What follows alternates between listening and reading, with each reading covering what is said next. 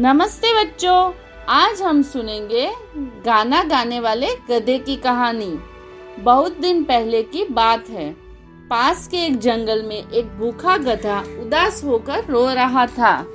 दिन भर के काम के बाद उसके मालिक ने उसे ठीक से नहीं खिलाया था।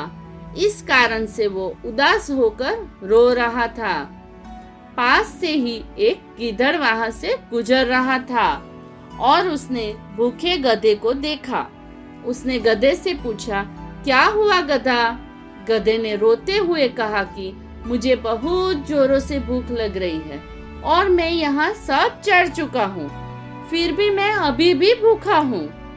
गधे की दुख भरी बात सुनकर सियार ने कहा, अरे तुम जानते हो कि पास में एक बड़ा सब्जियों का बगीचा है, तुम वहाँ जा सकते हो और भर पेट खाना खा सकते हो। गधे ने कहा, कृपया मुझे वहाँ ले चलो। ऐसा सुनकर गिद्धड़ गधे को उस बगीचे की ओर ले चलता है। सब्जी के बगीचे में वो लोग पहुँच गए। फिर वे चुपचाप ताजी सब्जियां चबाते हैं। तभी उनके पास से किसी के आने की आवाज सुनाई पड़ी। आवाज सुनकर वो दोनों भाग जाते हैं। अब से दोनों ही जानवर हर दिन सब्जी के बगीचे में जाते थे और भर पेट खाना खाते थे। लेकिन एक दिन उनकी किस्मत खराब थी। उन्हें एक किसान ने देख लिया और उन्हें भगा दिया। उस दिन दोनों जानवर भूखे थे। जैसे ही रात हुई, गिद्धड़ ने सुझाव दिया कि वे वापस सब्जी के बगीचे में चले जाए ताकि उन्हें फिर से भरपेट खाने को मिले। रात होने पर गधा और गिद्धड़ चुपचाप बगीचे में घुस गए और फिर भरपेट खाने लगे।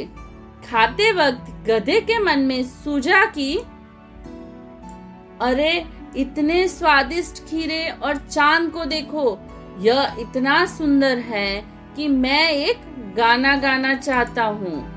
ऐसा सुनते ही गिद्धड़ ने कहा, अभी नहीं, तुम यहाँ से नहीं गा सकते। गधे ने गुस्से में कहा, लेकिन मैं गाना चाहता हूँ। गिद्धड़ ने उसे समझाने की कोशिश करी और कहा कि किसान उसकी बात सुन लेगा तो उनके पकड़े जाने का भी डर है। जब गधे ने उसकी बात नहीं मानी, तब वो वहां से चला गया। गधे ने आह भरी और गाना शुरू कर दिया। थोड़ी ही दूर किसान और उसके परिवार ने एक गधे के रेंगने की आवाज सुनी। वे लाठी लेकर गधे की ओर दौड़े। गधे को पीटकर जल्द ही बगीचे से बाहर खदेड़ दिया। गधा रेंगता हुआ वापस गिद्धड़ के पास आ गया और उस घटना का वर्णन किया। उसकी बात सुनकर गिद्धड़ ने कहा, तुम्हें तब तक इंतजार करना चाहिए था जब तक हम बगीचे से बाहर नहीं आ गए, लेकिन तुमने मेरी बात बिल्कुल भी नहीं सुनी, जिससे आगे चलकर तुम्हें मार भी खानी पड़ी। चलो, तुम्हें आराम करने की जरूरत है, अब तुम आराम करो। आगे से ऐसी गलती कभी भी मत करना। ऐसा कहने के बाद गिद्धड़ वहां से चला गया।